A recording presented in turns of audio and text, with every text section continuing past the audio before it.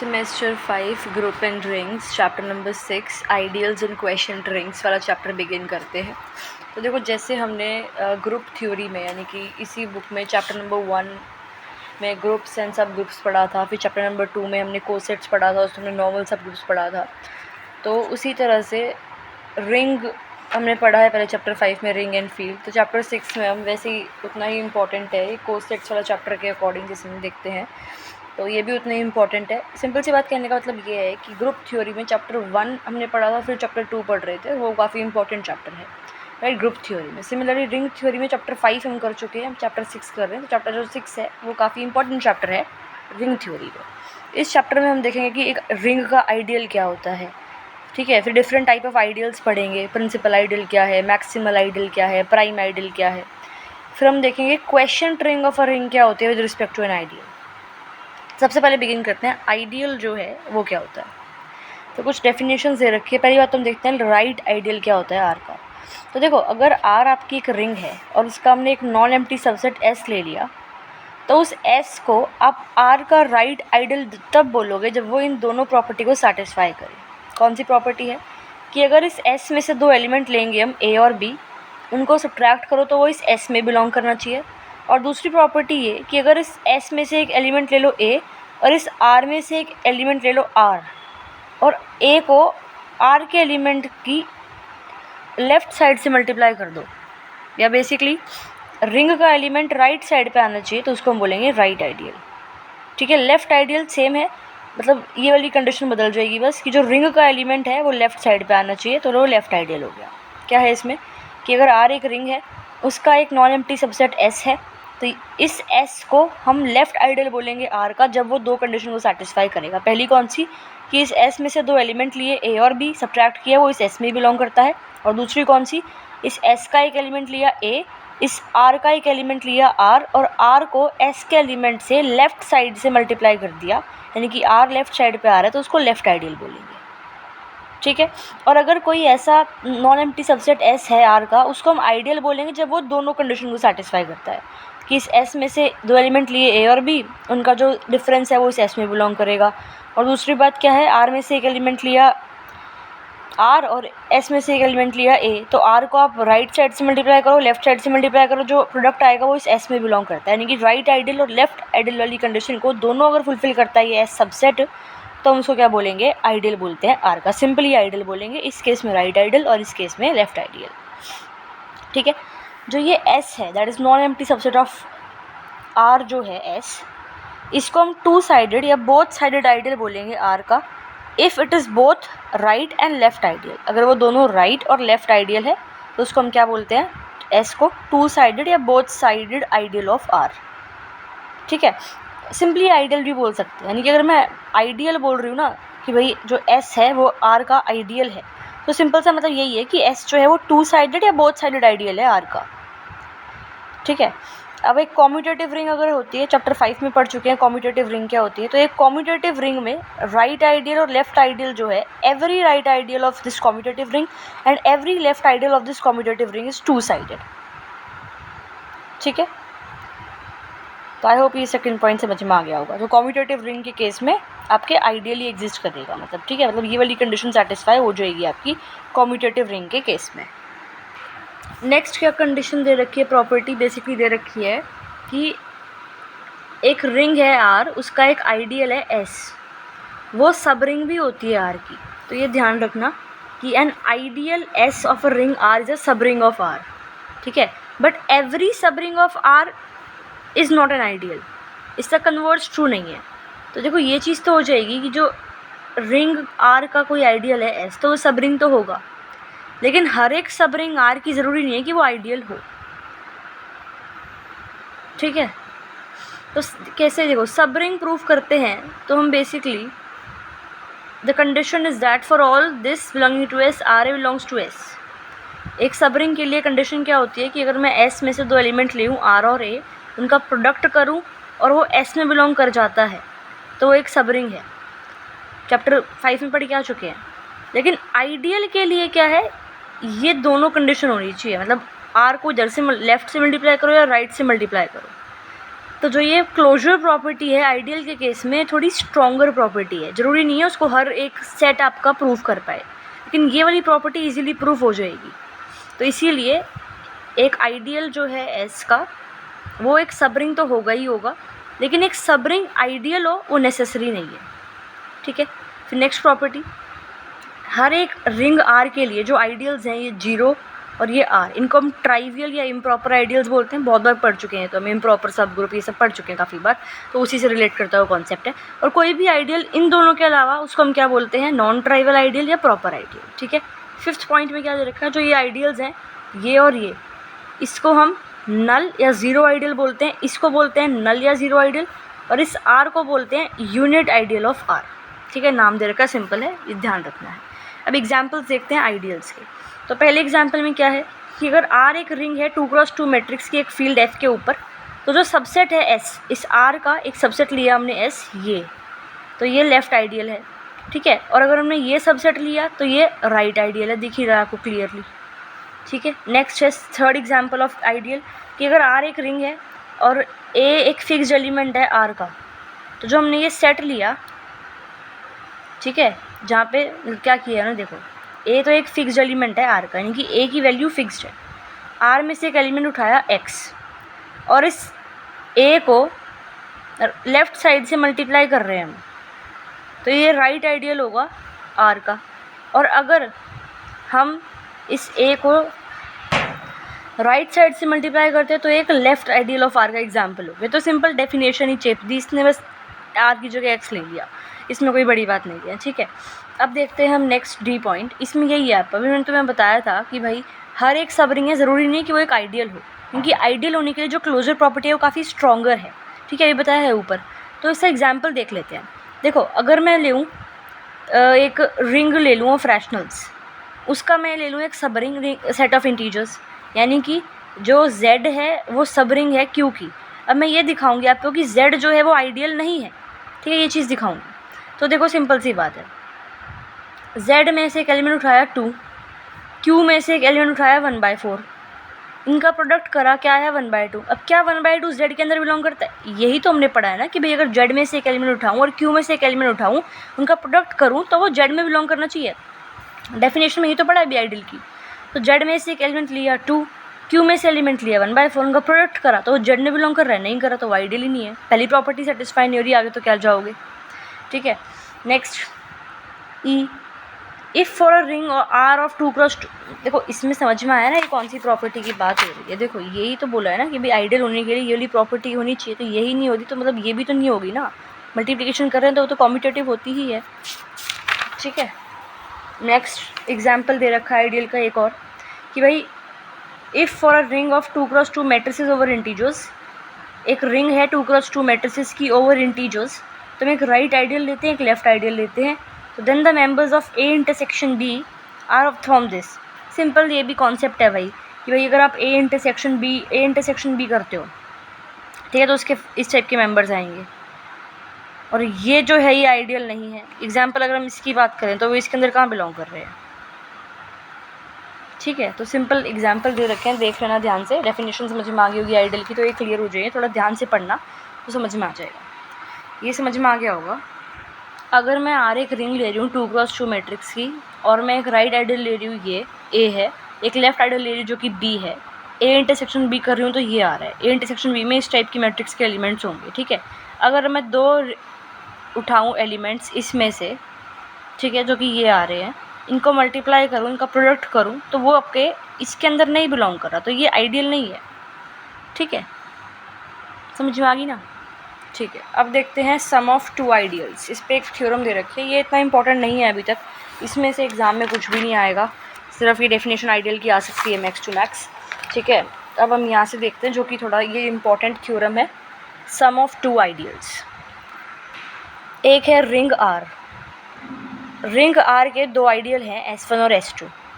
ठीक है, अगर मैं S1 + S2 करती हूँ तो वो इसके बराबर आएगा। मतलब कैसे कि भाई S1 में से एक एलिमेंट लिया, S2 में से एक एलिमेंट लिया, उनको ऐड कर दिया, वो सारे एलिमेंट इस सेट में आएंगे। ठीक है, तो ये क्या हुआ S1 + S2, इसको क्या बोलते हैं हम, इसको हम बोलते हैं sum of ideals S1 and S2। Question में प्रूफ करना है कि रिंग आर के आइडियल S1 S2 गिवन है। प्रूफ क्या करना है कि S1 प्लस S2 यानी कि जो सम है S1 और S2 आइडियल्स का वो एक आइडियल है, ये हमें प्रूफ करना है। ठीक है, तो हमें क्या दिखाएंगे कि भाई S1 प्लस S2 वाला जो सेट है आपका, उसमें से दो एलिमेंट लेंगे, उनका सब्ट्रैक्शन S में आना चाहिए, S1 प्लस S2 में आना चाहिए।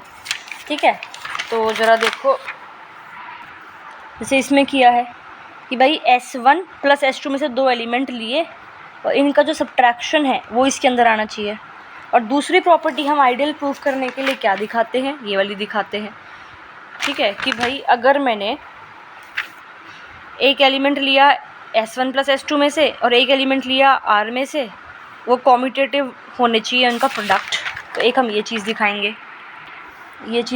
कि भाई अगर एक एलिमेंट लिया R में से, एक एलिमेंट लिया S1 प्लस S2 में से, इन दोनों को, R को और इस एलिमेंट को कैसे भी मल्टीप्लाई करो आगे पीछे, वो जो है इसके अंदर बिलोंग करना चाहिए। एक सेकेंड, कॉम्यूटेटिव नहीं दिखाएंगे, मैंने शायद कॉम्यूटेटिव बोल दिया। कॉम्यूटेटिव का मतलब तो ये होता है AR इक्वल्स टू AR, नहीं, कॉम्यूटेटिव नहीं दिखाना। मतलब ये है कि आगे पीछे कैसे मल्टीप्लाई करो वो इस सेट के अंदर आना चाहिए। ठीक है, तो ध्यान रखना अगर मैंने कॉम्यूटेटिव बोल दिया हो तो बाय मिस्टेक। ठीक है, तो अब देखो कैसे करेंगे इसको। सबसे पहले तो हम लेंगे S1 प्लस S2 के दो एलिमेंट ले लिए, एक A1 प्लस A2 और एक B1 प्लस B2। अब A1 बिलोंग करता है किसमें, S1 क्योंकि बोला है ना इसमें कि भाई अगर इस टाइप का एलिमेंट हमने लिया है इसमें, जो इसमें बिलोंग करता है, तो A1 है S1 में और A2 है S2 में। तो यहाँ से वही चीज़ है भाई, A1 S1 में है, A2 S2 में है। सिमिलरली यहाँ से B1 S1 में है और B2 S2 से है। ठीक है, S1 आपको आइडियल ऑलरेडी दे रखा है, तो S1 अगर आइडियल ऑलरेडी दे रखा है, इसका मतलब S1 के अगर एलिमेंट लोगे A1 और A2 उनका प्रोडक्ट करोगे तो वो S1 में आएगा। सिमिलरली S2 भी आइडियल दे रखा है, तो S2 के जो एलिमेंट है A2 और B2 उनका प्रोडक्ट करोगे वो भी S2 में आएगा। ठीक है, समझ में आया इतना। और अब S1 और S2 आपके आइडियल दे रखे हैं इस R के, तो S1 और S2 सब ग्रुप भी तो होंगे R के with respect to addition. Ideal S1 और S2 आपको आइडियल दे रखे हैं इसके। देखो, अगर S1 और S2 मतलब दो सेट आपके R रिंग के आइडियल हैं, इसका मतलब पहली बात तो ये इसके सब ग्रुप सबसेट होंगे, क्योंकि यही तो बोला है डेफिनेशन में हमने आइडियल की कि भाई अगर आपका S क्या है, एक नॉन एम्प्टी सबसेट है S of a ring R। ठीक है, तो इसका मतलब S1 और S2 पहली बात तो सबसेट तो हो गए ना R के। ठीक है, अब ये देखो चैप्टर 5 में हमने पढ़ा था कि अगर ये आपने S में से दो एलिमेंट लिए A और B, उनका डिफरेंस S में बिलोंग करता है, और S में से दो एलिमेंट लिए A और B, उनका प्रोडक्ट भी S में बिलोंग करता है, तो जो S है वो सब रिंग हो जाएगी R की। राइट, और हमने ले रखा है कि S1 और S2 आइडियल है।